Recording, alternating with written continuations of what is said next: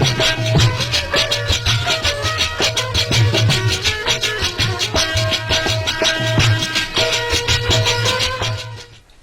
اللہ الرحمن الرحیم۔ السلام علیکم ناظرین، پروگرام پنڈی بال کے ساتھ میں ہوں آپ کا میزبان محمد وسیم جنجوہ۔ ناظرین، آج کے پروگرام میں ہم بات کریں گے کرونا وائرس کے حوالے سے، جس نے نہ صرف ہمارے ملک پاکستان کو بلکہ پوری دنیا کو اپنی لپیٹ میں لیا ہوا ہے۔ ناظرین، اس کے لیے آج ہمارے ساتھ موجود ہیں حضرت علامہ مولانا مفتی محمد سفیر ضیائی صاحب، جو کہ ناظم اعلیٰ ہیں جامعہ مہریہ ضیاء العلوم راولپنڈی کے اور خطیب جامع مسجد مدنی چکلالہ راولپنڈی۔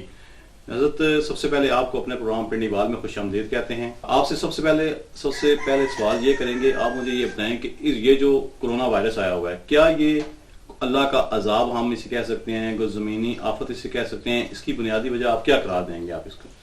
بسم اللہ الرحمن الرحیم۔ محترم جناب محمد وسیم جنجوہ صاحب، بہت شکریہ آپ کا اور آپ کی تکبیر نیوز کی پوری ٹیم کا۔ دراصل اس حوالے سے ہمیں دیکھنا یہ چاہیے کہ جب کسی قوم کی نافرمانیاں، اللہ کی نافرمانیاں حد سے بڑھ جاتی ہیں اور وہ حد سے تجاوز کر جاتی ہے، تو پھر اللہ کریم اس پہ عذاب نازل کرتا ہے۔ پھر اللہ کا عذاب اس کی مختلف صورتیں ہوتی ہیں۔ ایسا بھی ہوا کہ پہلے قوموں کو بالکل نیست و نابود کر دیا، غرق کر دیا، تباہ و برباد کر دیا، لیکن اللہ کریم نے اپنے محبوب کی امت کو پہلی قوم کی طرح تباہ و برباد نہیں کیا، بلکہ رب اپنے کتاب میں فرماتا ہے وَمَا كَانَ اللَّهُ لِيُعَذِّبَهُمْ وَأَنْتَ فِيهِمْ۔ میرے محبوب، جب اس کا مفہوم یہ ہے کہ پہلی قوم کی طرح مکمل طور پر اس قوم کو، امت محمدیہ کو تباہ و برباد نہیں کیا جائے گا، بلکہ انہیں راہ راست پہ لانے کے لیے ہلکا تھوڑا تھوڑا عذاب دے کر ان کو اس کی مختلف صورتیں ہوں گی، اس کو راہ راست پہ لانے کی کوشش کی جائے گی۔ یہ عذاب الہی ہے اور اس سے ہمیں اس سے بچنا تبھی ممکن ہے کہ جب ہم اپنے توبہ کریں گے، استغفار کریں گے اور اپنے رب کی طرف رجوع کریں گے۔ اچھا، اگر کوئی وبا آ جاتی ہے، کوئی اس طرح کا وائرس آ جاتا ہے، تو یا اس سے پہلے جو دور تھے ہمارے، اگر کوئی وبا آ جاتی تھی تو ہمارا دین کیا کہتا ہے، ہمیں کیا کرنا چاہیے؟ جب ایسی کوئی وبا آ جائے یا ایسی کوئی بھی مہلک بیماری آ جائے، تو ہمارے دین نے ہمیں واضح طور پر ہماری رہنمائی فرمائی ہے۔ نبی پاک صلی اللہ علیہ وسلم نے فرمایا کہ جب ایسے یہ دور آ جائے، کوئی طاعون یا اس قسم کی موذی مرض آ جائے، کوئی ایسی وبا پھیل جائے، تو امام الانبیاء صلی اللہ علیہ وسلم نے فرمایا ہمیں احتیاطی تدابیر اختیار کرنے کا حکم دیا ہے۔ ان میں سے احتیاطی تدابیر آقا علیہ السلام نے یہ بھی فرمائی کہ جس علاقے میں ایسی کوئی وبا آ جائے تو نہ وہاں پر کوئی جائے اور نہ وہاں سے کسی طرف کوئی آدمی جائے، یعنی جو آدمی وہاں پر اس علاقے سے کسی طرف جا بھی نہیں سکتا اور اس علاقے میں کوئی وہاں پر اس کی طرف بھی نہیں جا سکتا، یعنی وہاں کے لوگ جو وہ موذی امراض کا شکار ہیں انہیں اپنے علاقے تک محدود رہنا چاہیے۔ یہ ہمارا اس حوالے سے دین احتیاطی تدابیر اختیار کرنے کا ہمارا دین ہمیں درس دیتا ہے۔ اس کا مطلب یہ ہوا کہ جو لوگ ایران سے آئے ہیں انہیں وہیں پہ صاف کر دینا چاہیے تھا، انہیں پاکستان میں نہیں آنے دینا چاہیے تھا؟ دیکھیں، جب ہمارا دین ہمیں واضح طور پہ اس چیز کا درس دیتا ہے تو وہاں پر جو لوگ اس مرض کا شکار ہو چکے تھے، جب وہ ایران سے زائرین وہاں پر چلے گئے تھے، جب واپس آنے کی بات ہی پتہ چل گیا تھا، پوری میڈیا پہ خبریں آ چکی تھیں کہ وہاں اس مرض کے میں بہت سارے لوگ شکار ہو چکے ہیں، اور جو ہمارے پاکستان سے زائرین گئے تھے وہ بھی وہاں پر اس مرض کا شکار ہو چکے تھے، تو حکومت وقت کو چاہیے تھا کہ بر وقت اس کے اقدامات کرتی، ان لوگوں کو وہاں پر وہ جو زائر تھے ان کو وہاں پر روکتی تھی اور وہیں پر سٹاپ کر کے پہلے ان کے مکمل طور پر چیکنگ کرتی اور ان کا ٹیسٹ کرتی۔ اگر وہ اس بیماری کا شکار ہو چکے تھے تو ان کو وہاں پر اپنے وطن میں داخل نہ ہونے دیتی۔ تو یہ حکومت نے تساہل اور غفلت کا مظاہرہ کیا ہے۔ حکومت کو چاہیے تھا، چاہے حکومت ہو یا اپوزیشن ہو یا کوئی بھی جماعت ہو، ہمیں پاکستانی بن کر وہاں پر اس جو وائرس آ چکا تھا، ایک بیماری تھی، ایک پورا اس کا ہمیں مقابلہ کرنا چاہیے تھا، جس میں غفلت برتی گئی ہے، جس کی وجہ سے ہمارا وطن بھی، ہمارا ملک پاکستان بھی اس بیماری کی اس وقت لپیٹ میں ہے۔ اچھا، جو یورپ ہے وہ جدید، آپ کو پتا ہے، ٹیکنالوجی کے حامل ممالک ہیں، اس کے ساتھ ساتھ وہ معاشی طور پر بھی مضبوط ہیں، تو کیا ہمارا ملک جو ہے وہ اس وائرس کے آگے کوئی باندھ سکتا ہے، اس کو روکا جا سکتا ہے؟ دیکھیں، یورپ اس کے پاس وہ قوت نہیں ہے بہت سارے جو قوت ہمارے پاس ہے.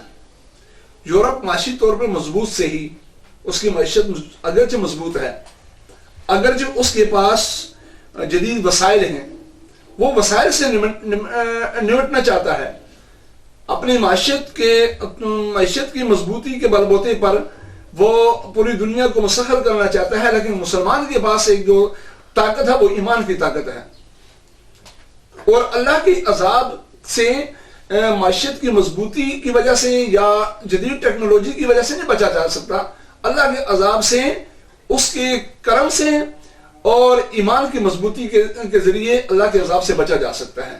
تو ہمیں چاہیے کہ ہم ہر پاکستانی، تمام مسلمان، امت مسلمان پوری کی پوری اللہ کے آگے سر بسجود ہو جائے، اللہ سے معافی مانگے، توبہ و استغفار کرے، اور زیادہ سے زیادہ قرآن پاک کی تلاوت کرے، نبی پاک صلی اللہ علیہ وسلم کے اوپر کثرت سے درود شریف پڑھے، اور اپنے گناہوں کی معافی مانگ کے رجوع الی اللہ کرے. تو میرا رب اس عذاب سے امت مسلمہ کو اور پوری دنیا کے لوگوں کو نجات عطا فرما دے گا. اس وقت آپ کو پتا ہے کہ حرمین شریفین میں لاک ڈاؤن ہے، طواف نہیں ہو رہا، اس پر پابندی لگی ہوئی ہے. سعودی حکومت نے پابندی لگا دی ہے. آپ کیا سمجھتے ہیں کہ وہ لاک ڈاؤن جاری رہنا چاہیے یا اس کو وہاں سے پابندی ہٹنی چاہیے؟ میرا اس وقت پورے دنیا کے سننے والے مسلمانوں سے یہ اپیل ہے، اور بالخصوص سعودی حکومت کے جو وہاں پر فرمانروا ہیں اور حکمراں ہیں، ان سے دلمندانہ اپیل بھی ہے کہ یہ مسلمانوں کا مرکز ہے. حرمین شریفین مسلمانوں کے ایمان کا مرکز ہے، اور وہاں پر جب یہ صحیح احادیث میں موجود ہے، بخاری شریف میں موجود ہے، مسلم شریف میں، کہ جب نبی پاک صلی اللہ علیہ وسلم نے فرما دیا کوئی بھی فتنہ، کوئی بھی وبا حرمین شریفین میں داخل نہیں ہو سکتی.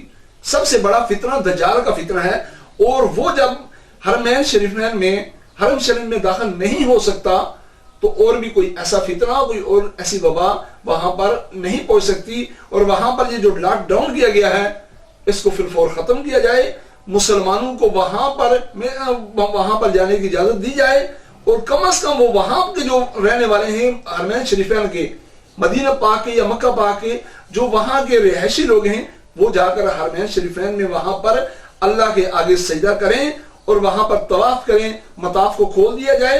اور میں تو کہوں گا، میں تو یہ اپیل کروں گا اور کہ وہاں اس جو ہمارا مقام مقدس ہے اس کو کھول دیا جائے، اور امت مسلمہ کو دعوت دی جائے کہ آ کر یہاں پر غلاف کعبہ کو پکڑ کر اللہ سے معافی مانگیں، گڑ گڑا کے رو رو کے. وہاں کے امام، وہاں کے بادشاہ، وہاں کے لوگ سارے پوری حضور کی امت کے لیے التجائیں کریں، مولا تیرے گھر میں ہم حاضر ہیں، اور حضور علیہ السلام کے روزے پہ جا کر وہاں پر ان کو حضور کا وسیلہ دے کر وہاں پر التجا کی جائے. اللہ امت مسلمہ کو اور پوری امت کو اور پوری تمام انسانیت کو اس مرض سے اور اس وبا سے محفوظ فرما. آمین.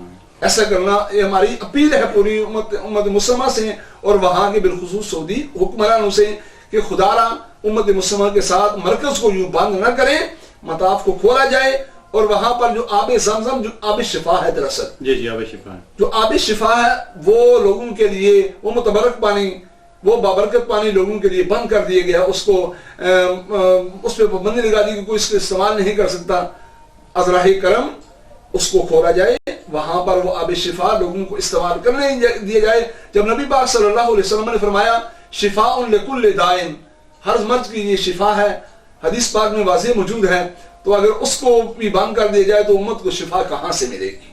ٹھیک ہے، اس کے لیے ہماری اپیل ہے کہ اس کو کھولا جائے. اچھا مفتی صاحب، آپ نے یہ کہا کہ یہ عذاب الہی ہے، تو عذاب الہی کی وجہ کیا ہو سکتی ہے؟ کیا آپ سمجھتے ہیں مثلا کوئی ایسی وجہ بتائے نا کہ جس کے حوالے سے آپ کہہ رہے ہیں کہ یہ عذاب الہی اس وجہ سے ہے؟ ایک تو نافرمانیاں ہماری جو ہیں وہ تو پوری دنیا جانتی ہے. ٹھیک ہے، ہم اس وقت سب سے پہلی بات یہ ہے کہ ہم اللہ کی حدود کو پامال کرتے جا رہے ہیں. ٹھیک ہے، اسلامی جو شعار ہے ان کا ہم مذاق اڑایا جا رہا ہے. ٹھیک ہے، آپ چند دن قبل دیکھیں اسلام آباد کی سڑکوں پہ جو ہوا، میرا جسم میری مرضی کا نعرہ لگا کر جو اسلام کا مذاق اڑایا گیا، سراسر یہ کفریہ جملے ہیں بالکل. اور ایک اسلامی جو حدود ہیں ان کو پامال کیا جانے لگے. اور پھر جو ہے نا وہ نافرمانی، جو اللہ نے جو چیز جو کام ہمیں کرنے کا حکم دیا ہم وہ نہیں کرتے. ٹھیک ہے، دوسری بات میں جو سمجھتا ہوں ایک یہ بھی ہے کہ آپ دیکھ رہے ہیں کہ عرصہ دراز سے پوری دنیا میں نبی پاک صلی اللہ علیہ وسلم کی گستاخیاں جاری ہیں. کبھی کس کونے سے کبھی کس کونے سے کون سا گستاخ اٹھتا ہے, کبھی وہ نبی پاک صلی اللہ علیہ وسلم کی شان میں بے ادبی کرتا ہے. اور آپ یہ بھی آپ نے دیکھ لیا کہ باقاعدہ بہت سارے ممالک میں, یورپ میں کارٹون کے نعوذ باللہ خاکے بنا کر ان کے مقابلے کیے گئے.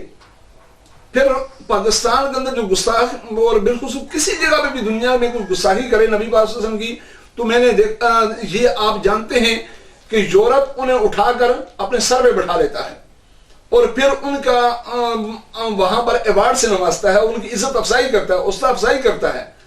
ایسے لوگوں کی جب حوصلہ افزائی کی جاتی رہے, جبکہ ہمارا دین یہ کہتا ہے کہ کوئی بھی نبی ہو, 1,24,000 انبیاء علیہ السلام میں سے کسی کی گستاخی بھی اسلام اس کی اجازت نہیں دیتا, ہمیں قابل قبول نہیں.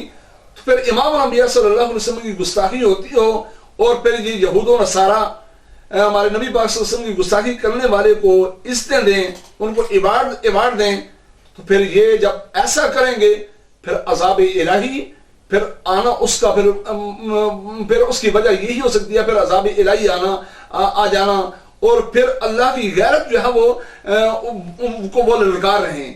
جب رب کی غیرت کو للکارے گا تو پھر عذاب الہی تو پھر آئے گا نا. پھر سارے لوگ پھر جب عذاب آتا ہے پھر نیک و بد سارے اس کے اندر اس کا شکار ہوتے ہیں. پھر وہاں پر یہ نہیں دیکھا جاتا کہ کون نیک ہے اور کون بد ہے, اس لیے کہ جب نیکوں نے بھی خاموشی ساتھ لی, انہوں نے مصلحت اختیار کر لی, پھر تو عذاب تو پھر آنا ہی ہے نا. پھر ہماری تباہیاں تو پھر ہماری لکھی جا چکی ہیں نا. یہ اس کی وجہ ہے کہ عذاب الہی آنے کی ایک وجہ یہ بھی ہو سکتی ہے کہ نبی پاک صلی اللہ علیہ وسلم کی پوری دنیا میں گستاخی ہو رہی ہے, اس کی ایک وجہ یہ بھی ہو سکتی ہے.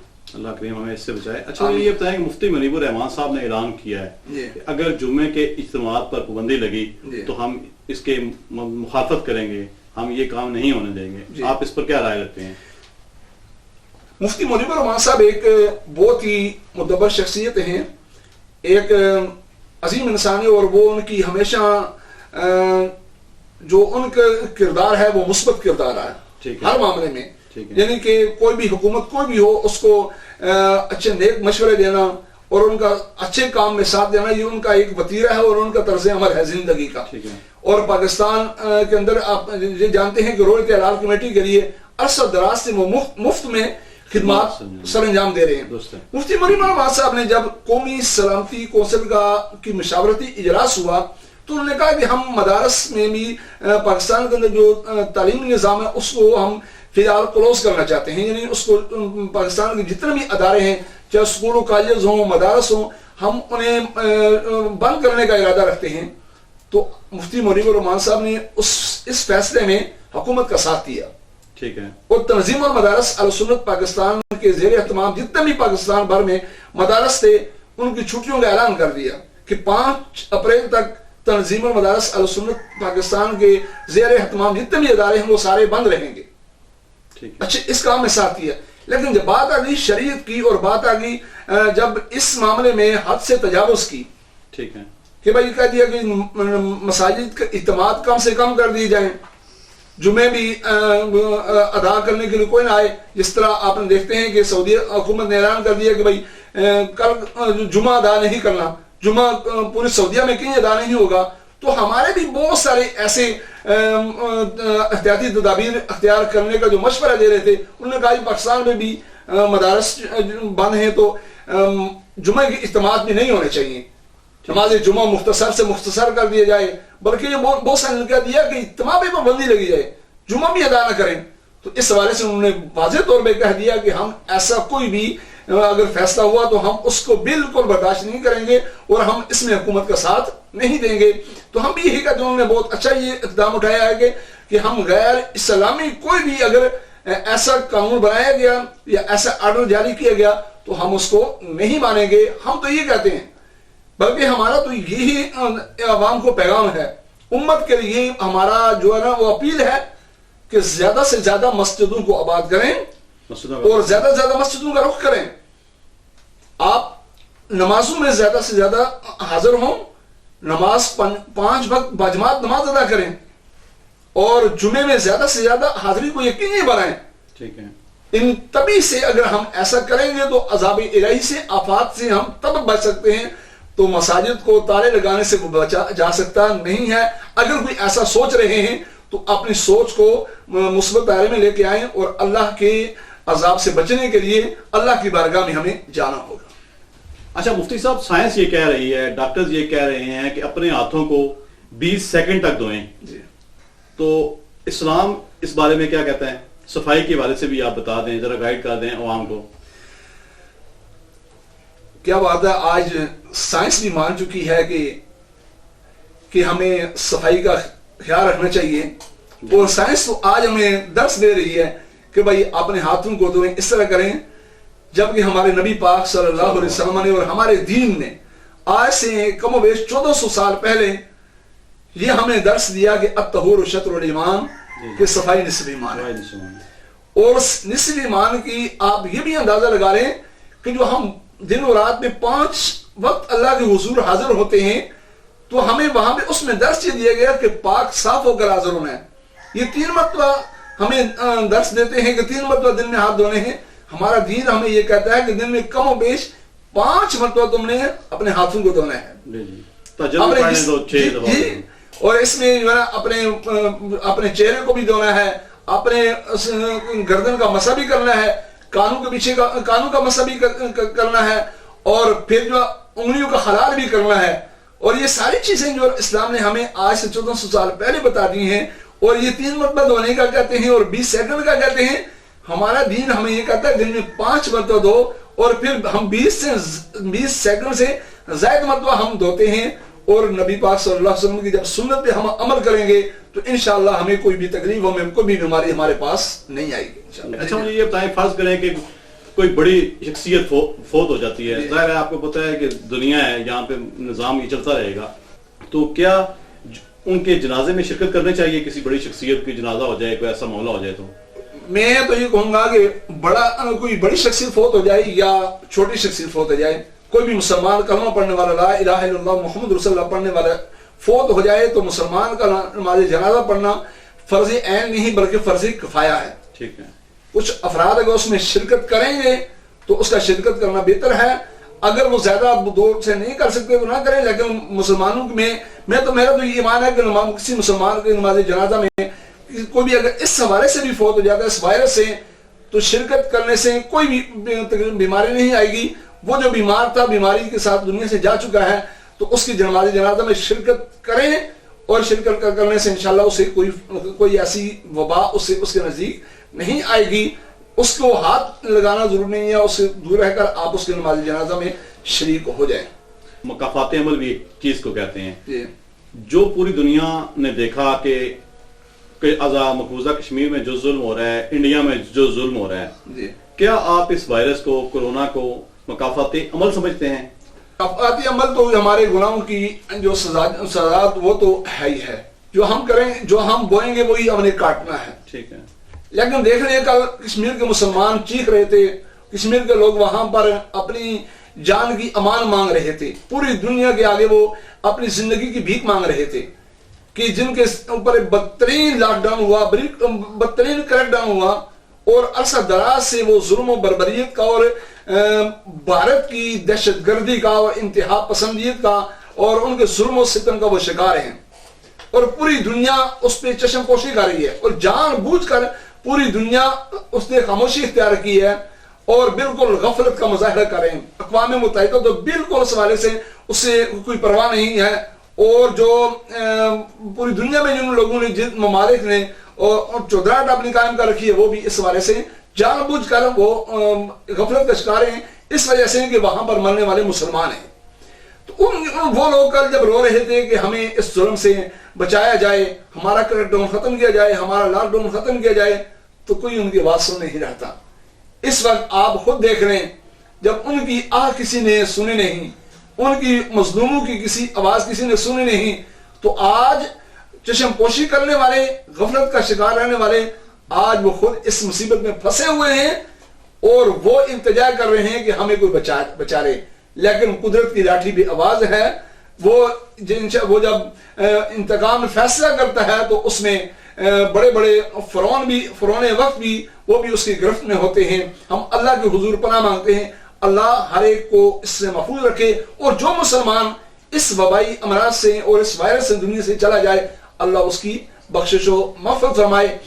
اچھا مفتی صاحب، ایک بات آپ ناظرین سے شیئر کرتے ہیں.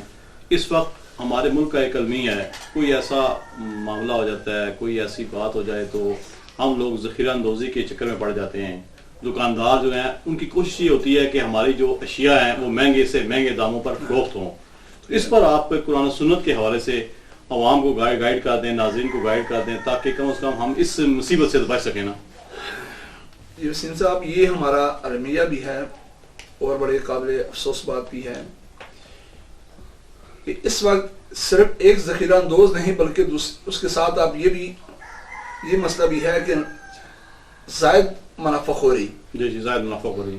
وہی ایک تو بازار میں جو ہمارے ماسک آئے روز میں نے دیکھا کہ ماسک جو بہت کم قیمت میں دستیاب تھے، جب سے یہ وائرس آیا اس کا ریٹ بہت زیادہ ہو گیا. جن کے پاس تھے انہوں نے سٹاک کر لیا اور وہ اس انتظار میں ہے کہ وائرس کی وبا جب زیادہ پھیل جائے گی ہم اس کو مہنگا کر کے بیچیں گے. یہ ایسی بڑی ایک میں اس کو لعنت سمجھتا ہوں کہ نبی پاک صلی اللہ علیہ وسلم نے اس سے 1400 سال پہلے ایسے لوگوں کے لیے سخت وعید فرمائی اور اس کام سے منع فرمایا کہ ایسا منافع خوری، ایسا مال کھانا اور اس انداز میں کمائی کرنا یہ سراسر اپنے پیٹ میں ایک آگ بننے کے مترادف ہے اور اپنے آپ کو جہنم میں لے کر جانا ہے. کہ جب انسانیت مشکل میں ہو اور اس وقت جو ہے نا وہ انسان اپنے بینک بیلنس بڑھانے کے چکر میں ہو اور انسانیت کو خرچ نہ کرے تو یہ قابل افسوس المیہ ہے. اور اس میں آپ یہ بھی سمجھ لیں کہ ایسے لوگ انسانیت سے بالکل جو ہے نا وہ آری ہیں. انسانیت ایسے لوگوں کے پاس نہیں ہے، جبکہ ہمیں ہمارا دین سب سے پہلے ہمیں انسانیت دیتا ہے کہ جس نے کسی ایک انسان کو بچایا اس نے پوری انسانیت کو بچایا. وَمَنْ أَحْيَاهَا فَكَأَنَّمَا أَحْيَا النَّاسَ جَمِيعًا. میرا اللہ یہ فرماتا ہے کہ جس نے ایک انسان کو بچایا اس نے پوری انسانیت کو بچایا. تو اس لیے لازم ہے، اس لیے ہمیں کہ جو چیز ہمارے پاس کیمیکل یا ماسک یا اور بھی کوئی ایسی چیز دستیاب ہو مارکیٹ میں جس نے کوئی اگر سٹور کر کے رکھی ہوئی ہے پھر فوراً اس سے مارکیٹ میں بھیجا جائے تاکہ جو ان اشیاء کی قیمتیں آسمانوں سے باتیں کر رہی ہیں تو عام عوام کی قوت خرید میں آ سکیں اور عوام اس سے خرید کے فائدہ حاصل کر سکیں. تو میرے ان بھائیوں سے کہ جو زیادہ کے چکر میں ہیں تو اس سے باہر آ کر کم میں فروخت کر کے اپنے رب کو راضی کر لیں. میری ان لوگوں سے اپیل بھی ہے. اور دوسرا بالخصوص اس وقت میں پیغام دینا چاہوں گا اپنے پاکستانی بھائیوں سے بالخصوص کہ ہمارا ملک اس وقت اتنا معاشی طور پہ مضبوط نہیں ہے. ایسے افراد ہمارے پاس ہمارے ملک میں بہت سارے لوگ بھی ہیں اللہ نے جنہیں بہت مال و دولت سے نوازا ہے، وہ لوگ آگے آئیں، وہ لوگ آگے آ کر مثال قائم کریں. لوگوں بہت سارے اس وقت روزگار بند ہو چکے ہیں، اس وقت ہوٹل بند ہیں، اس وقت بہت سارے ادارے بند ہو چکے ہیں، ورک شاپیں بند ہیں، لوگ ہی پریشان ہیں. ان حالات میں آپ نے تجوریاں کھولیں اور اللہ کو راضی کرنے کے لیے صدقات کریں، خیرات کریں اور دوسروں کے کام آئیں تاکہ انسانیت کا کوئی فائدہ ہو. آج انسانیت کے کام کریں گے، اللہ کی مخلوق کے ساتھ رحم دلی کا مظاہرہ کریں گے تو میرا رب ان کے اوپر رحم دلی کا فرمائے گا.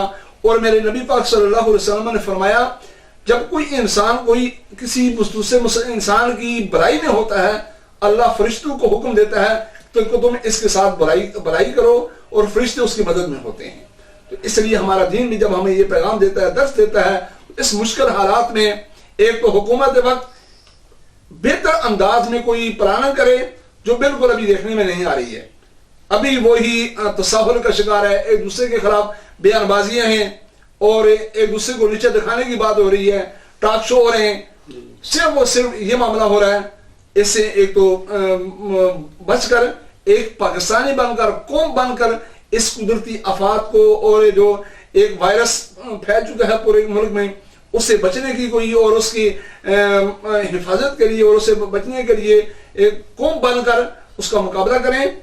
اور دوسرا لوگوں کے ساتھ لوگوں سے پاکستانی عوام سے میں کہوں گا کہ بڑھ چڑھ کے اس حکومت کا ساتھ دیں, حفاظتی تدابیر اختیار کریں اور اللہ کے آگے سربسجود ہو جائیں, اپنے رب سے معافی مانگیں اور توبہ استغفار پڑھیں کریں, قرآن پاک کی تلاوت کریں. بچے آج کل سکولوں سے چھٹیوں میں ہیں, اپنے گھروں میں سارے تمام ادارے بند ہیں, تو میں ان ماؤں سے ان والدین سے اپیل کروں گا کہ اپنے اولاد کو زیادہ سے زیادہ نمازوں کی طرف رغبت دلائیں. اور اگر وہ کوئی کام کرے, ویسے آپ ایسے ادا کرتے تھے, اب سنت سمجھ کے ادا کریں, نبی پاک صلی اللہ علیہ وسلم کی سنتیں اپنائیں, دین کے ساتھ پیار کریں اور قرآن پاک کی تلاوت کریں, توبہ استغفار کریں, کثرت سے نبی پاک صلی اللہ علیہ وسلم پہ درود و سلام پڑھتے رہیں. اللہ کریم ہمیں عمل کی توفیق عطا فرمائے اور ہر ایک انسان کو اور پورے پاکستان کے لوگوں کو اللہ اس موذی مرض سے اور اس وائرس سے محفوظ رکھے. مفتی صاحب آپ کے قیمتی وقت کا بہت بہت شکریہ. جی تو ناظرین, آپ نے ہمارا آج کا یہ پروگرام دیکھا. انشاءاللہ نئے پروگرام میں کسی نئے چہرے کے ساتھ ضرور ملاقات ہوگی. تب تک کے لیے اپنا بہت سارا خیال رکھیے گا. وائرس کے لیے احتیاط ضرور کیجیے گا. جو حکومت نے گائیڈ لائن ہمیں دی ہیں اس پہ ضرورت احتیاط اپنی آپ نے کرنی ہے. انہی دعاؤں کے ساتھ کہ اللہ آپ کو اور ہمیں ایسی موذی مرض سے بچا کے رکھے. انشاءاللہ نئے پروگرام میں کسی نئے چہرے کے ساتھ ضرور ملاقات ہوگی. تب تک کے لیے اپنا بہت سارا خیال رکھیے گا. السلام علیکم.